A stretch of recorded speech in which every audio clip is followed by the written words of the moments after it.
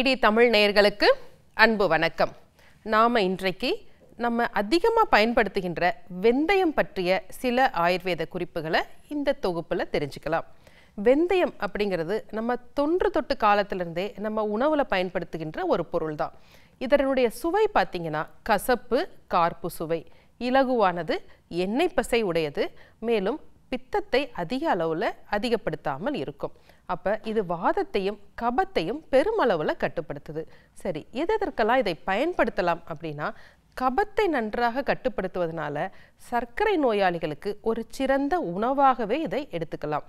ஏன்னா இதில் அதிகப்படியான நார்சத்துக்கள் இருக்குது. அதோடைய விதையில் பார்த்தீங்கன்னா 25% நார்சத்து இருக்கறனால சர்க்கரை நோயாளிகளுக்கு ஒரு மிகச்சிறந்த உணவாக இருக்குது. இது மேலும் சர்க்கரை கட்டுப்படுத்துவதோடு மட்டுமல்லாமல் குடலில் இருக்க கொழுப்புகளையும் நன்றாக கரைக்கிறது. இரத்தத்தில் கொழுப்பின் அளவை கட்டுப்படுத்துவதில் சிறந்த உணவாக இது அமைகிறது. மேலும் வாதத்தன்மையும் இது நன்றாக குறைக்கிறது. நம்ம சில பேருக்கு பார்த்தோம்னா வயிற்றில் எப்பவுமே ஒரு உப்புசம் இருக்கும், கொஞ்சம் சாப்பிட்டாலும் ரொம்ப வயிற்றில் கஷ்டமாக இருக்குது அப்படின்னு சொல்லுவாங்க. அவர்கள் இந்த வெந்தயத்தை இரவில் ஊற வைத்து காலையில் எடுத்துக்கொள்ளும் பொழுது அந்த வயிறு சார்ந்த பிரச்சனைகள் எளிதில் தீர்க்கும். வாதத்தினால் ஏற்படுகின்ற வலிகளும் பெருமளவில் கட்டுப்படும். பெண்களுக்கு பார்த்தீங்கன்னா ஒரு ஆகச்சிறந்த உணவாக கருதலாம்.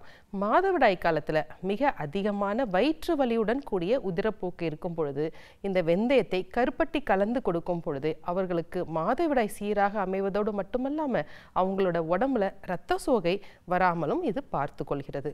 மேலும் பாலூட்டும் தாய்மார்களுக்கு அந்த பால் சுரப்பை அதிகரிக்கிறதுக்காக நம்ம பழைய காலத்திலிருந்தே வெந்தயத்தை அவங்க ஒரு களி போல செஞ்சு கொடுக்கறத பார்க்குறோம். ஆயுர்வேதத்தில் பார்த்தீங்கன்னா குடல் கிருமிகளை நீக்குவதற்காகவும் பசியை சீர்படுத்துவதற்காகவும் தயாரிக்கின்ற முஸ்தா அரிஷ்டம் போன்ற மருந்துகளையும் வெந்தயம் பெரும்பங்கு வகிக்கிறது.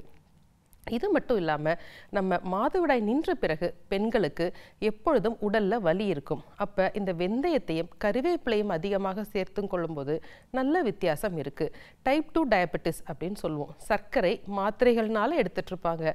அவர்களுக்கு இந்த முளைக்கட்டிய வெந்தயம் கறிவேப்பிலையை நல்லா பொடி பண்ணி காலையிலையும் இரவிலையும் ஒவ்வொரு ஸ்பூன் எடுத்துக்கொள்ளும் போது இதில் அதிகமாக இருக்கின்ற நார்ச்சத்து அவர்களுடைய கழிவுகளை நீக்குவதோடு மட்டுமல்லாமல் சர்க்கரையும் பெருமளவில் கட்டுப்படுத்துது.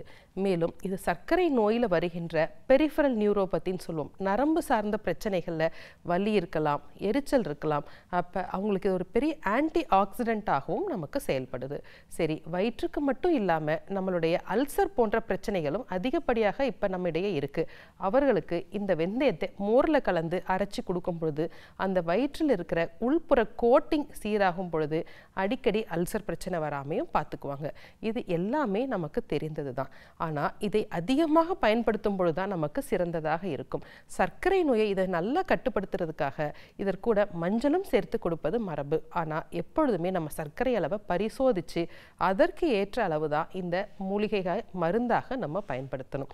சரி, நம்ம உள்ளுக்கு மட்டும்தான் சாப்பிட்றோமானா தலைக்கு ஒரு சிறந்த பொருளாக இருக்குது. நம்ம பழைய காலத்திலிருந்தே நம்மளுடைய சீயக்காய் அரைக்கும் பொழுது வெந்தயத்தை சேர்த்து அரைப்பது மரபு.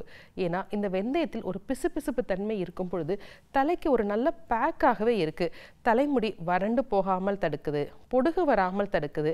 இதில் பீட்டா கேரட்டின் அப்படிங்கிற சத்து இருக்கிறதுனால இந்த வெந்தயத்தை போட்டு எண்ணெய் காய்ச்சும் பொழுதோ அல்லது தலைக்கு பேக் போடும் பொழுதோ அந்த தலைமுடி வளர்ச்சிக்கு இது ஒரு சிறந்ததாக இருக்குது.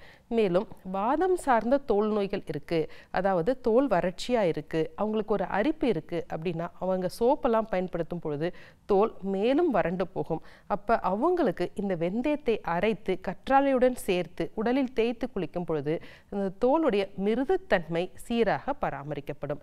இவ்வாறு வெந்தயத்தில் பல்வேறு பலன்கள் இருக்குது. சில குறிப்புகளை மட்டும்தான் நம்ம இன்று தொகுப்பில் பார்த்தோம். நிறைய ஆராய்ச்சிகளும் நடந்துட்டுருக்கு. சரி நேயர்களே, இன்று தொகுப்பில் வெந்தயத்தை பற்றி சில குறிப்புகளை தெரிந்து கொண்டோம். வேறொரு நிகழ்ச்சியில் சந்திக்கலாம். நன்றி.